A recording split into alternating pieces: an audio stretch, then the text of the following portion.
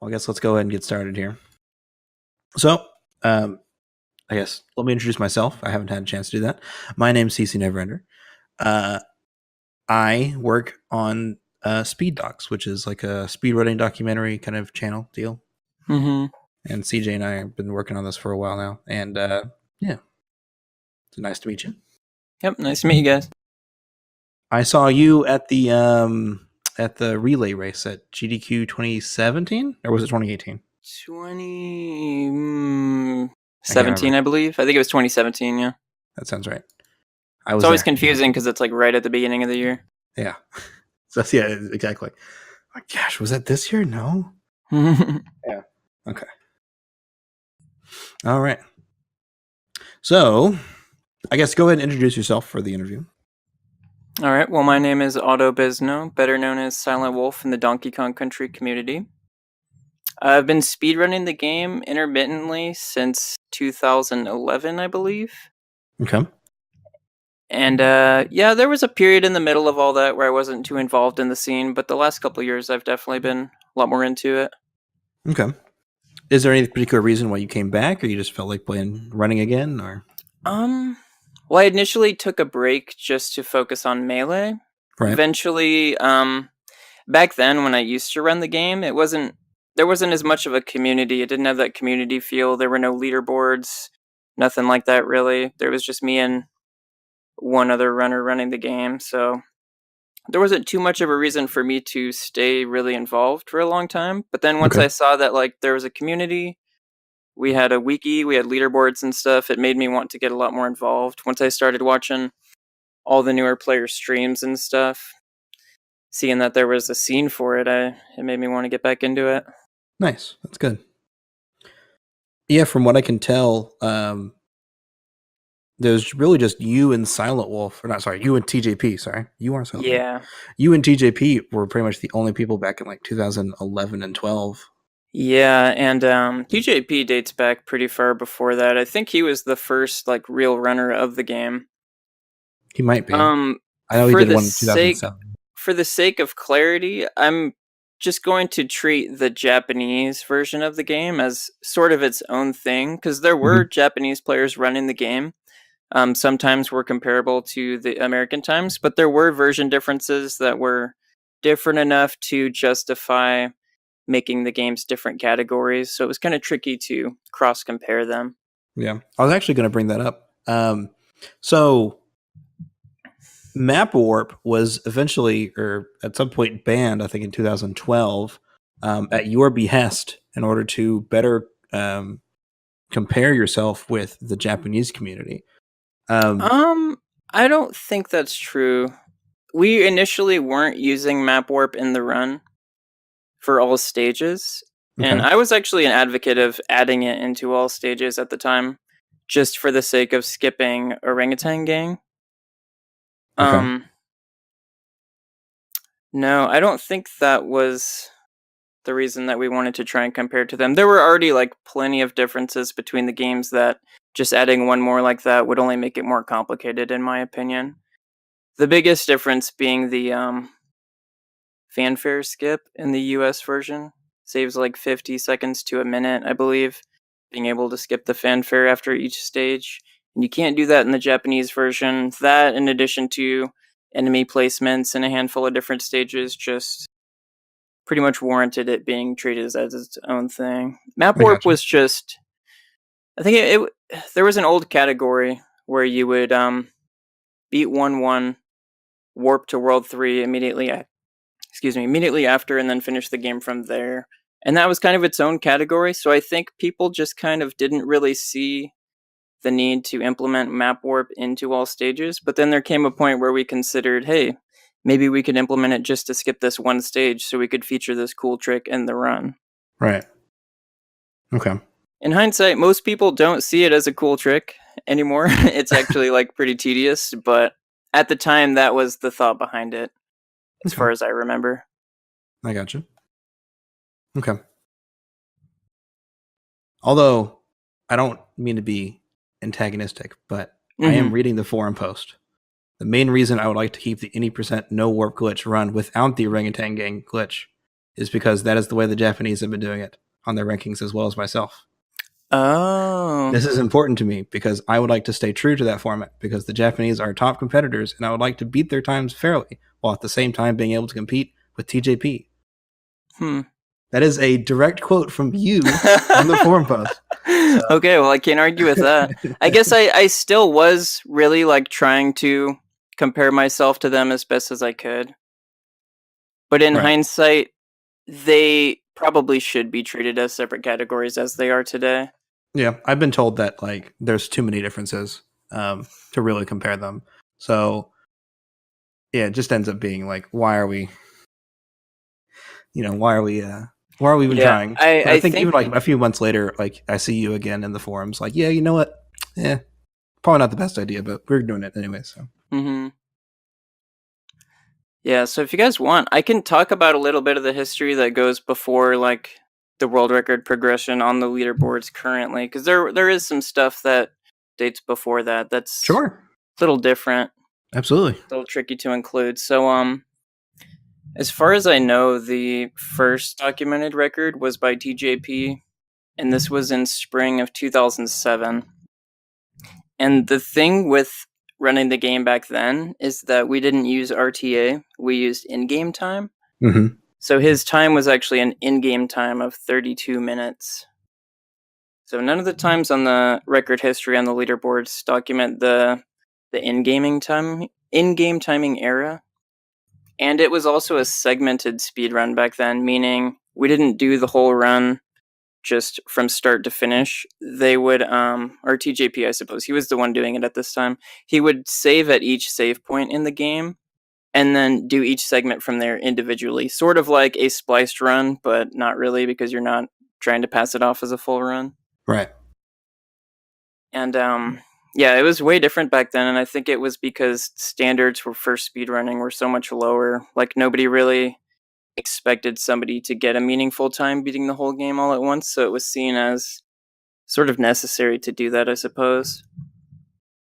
Yeah, back in the day, it's weird. Segmented runs were a really big, popular thing in sort of the mid-2000s and sort of even to like 2010 or so. But then after that, eventually RTA became the big thing. Yeah, once people started beating those times with single segment runs, then people kind of woke up and were like, okay, like, I don't think we really need to do segmented runs anymore. I would be interested to see what, segmented runs would be like nowadays if people brought them back. But... yeah, so continuing off of that, the next record I think was set by TJP as well. And this was an in-game time of 31 minutes in spring of 2011. And where you would typically look to find these records at the time was SDA, or Speed Demos Archive. Right. But the problem with that was they were very anal about accepting runs, so it would take a long time before games were accepted. So even though that time was set in 2011, it wasn't until later in 2012 when it was actually posted on there. So during this gap, I started running the game myself, and I was going off the basis of, okay, it's based on in-game time, I'm allowed to do a segmented run. So I was actually cooking up my own segmented run, trying to employ like all of the craziest strats I could find, like the barrel boost at the end of 1.5, under the beaver and Winky's walkway. And it wasn't until that time was released on Speed Demos Archive when I saw that he actually was doing a single segment run, and I just kind of dropped that and realized that I needed to shift gears. I gotcha. And then I believe that run was in April 26, 2011. I think I found it. It's like a run of 37. Probably, yeah. Okay. And I think he got a 37-14 in March of 2012. That's what I have written here. And that was the first time somebody using the US copy of the game actually did an RTA run of the game rather than using the in-game time. Right. Okay. And it's important to bear in mind that even though we were doing RTA at this time, the timing was a little bit different than how we do it today.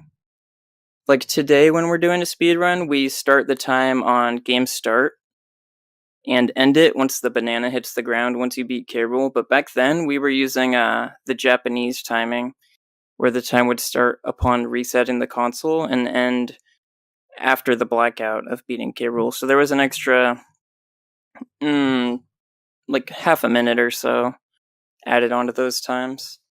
Okay. I believe it's something around 20-something seconds. Yeah, So it's right. something like that. But yeah, that was the first run where it actually became RTA. Was in 2012. And right. I think that's where the record history on the leaderboards kind of picks up. I think that's correct. Although I think the 3711 is also on there. Okay.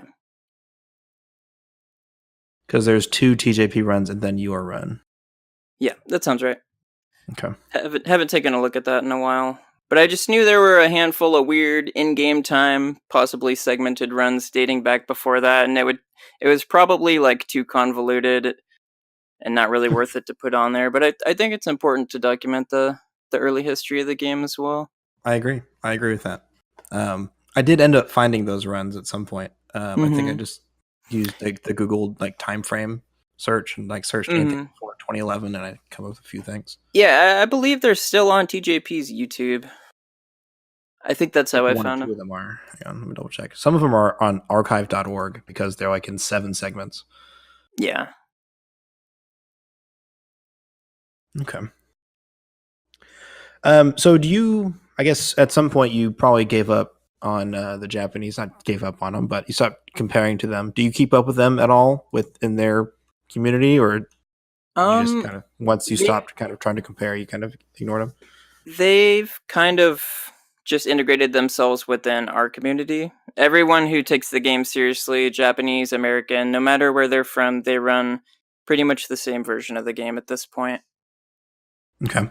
Because that's just where the competition's at, and ultimately that's what most people are interested in. That's fair. Yeah, even if it's not the best category, a lot of times one category ends up being the most competitive, and it's like yeah, but it's usually the category with the most history behind it. Yeah, since competition's fun and all, people will usually gravitate towards those. You always want to play something that other people are playing as well, just to feel like you're not alone out there. Were there any other writers besides you and TJP? Like, was it literally just you two? I think the next person I see on the list is like Closty. But was there anybody else? So after I had gotten the record in 2012, I think, TJP beat it right after that, and then I kind of stopped paying attention. There, like I said, there wasn't really like as far as I knew, there wasn't really a place where communities communicated. Maybe on the IRC or speedrun.com, but I never really like delved into that. I wasn't really on the SDA forums too much. So as far as I knew, until like more times showed up that were faster than TJP's, I'm not really sure who was running the game at that point. I gotcha. Yeah, besides like Skype groups and Discord, like before that, it's really hard to find places that don't have like a dedicated website. Like it's hard to find a lot of community stuff before then.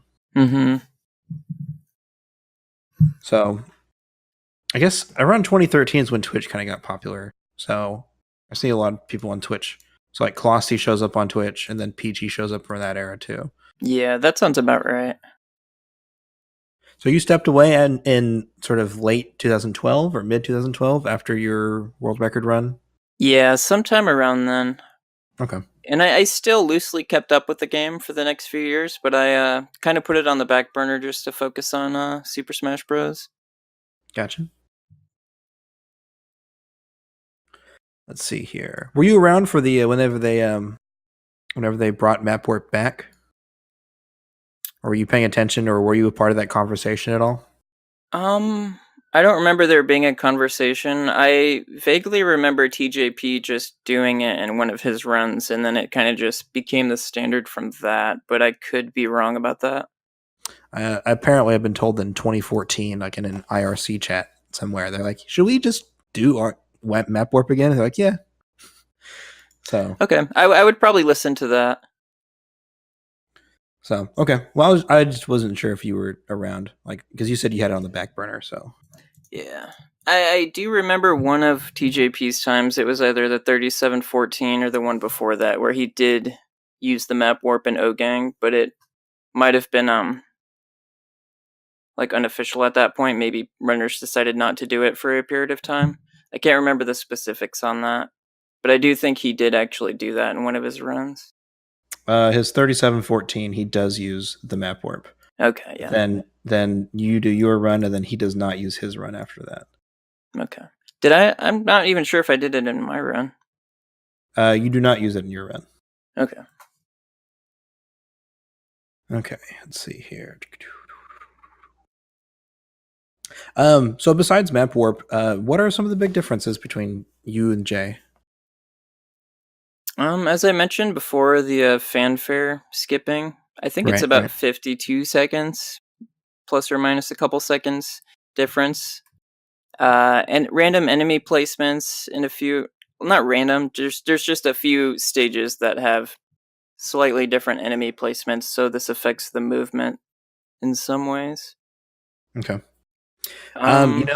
Okay, for the Japanese version of the game, I think some of the frame perfect tricks, the jump rolls, are possible, but they just weren't really allowed. So, whereas we did allow them on the American version. And it's been a while since I actually really dug into the version differences, but I believe that the minecart glitch in Minecart Madness, where you roll through the air, does not work in the Japanese version. I could be wrong about that, but I think there were a few of the glitches that didn't quite work on the Japanese version as well, so it also made it difficult to define a clear code category between both games. Yeah, the Japanese version was like patched, which is weird because it's like usually the other way around.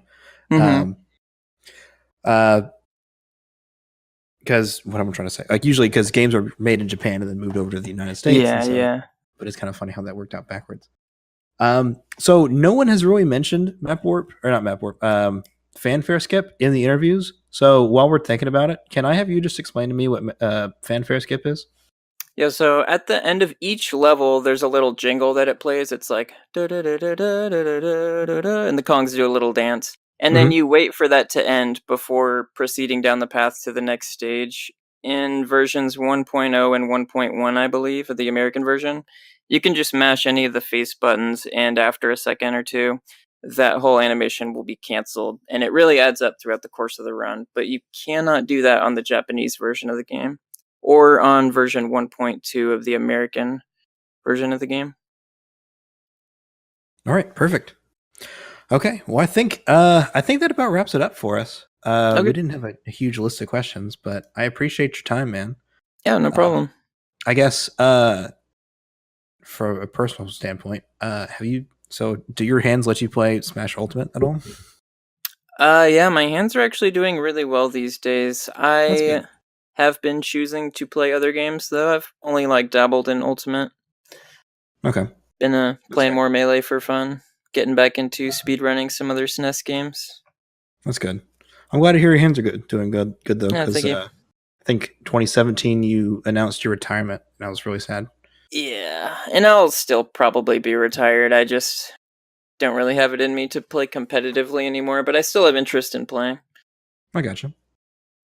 Okay. Well, thank you for hanging out, man. Thanks for talking to us. Yeah, no problem. I think CJ had to step away for something, so he's not here right now, but I know that he appreciates it as well. I appreciate you. I'm sorry about that.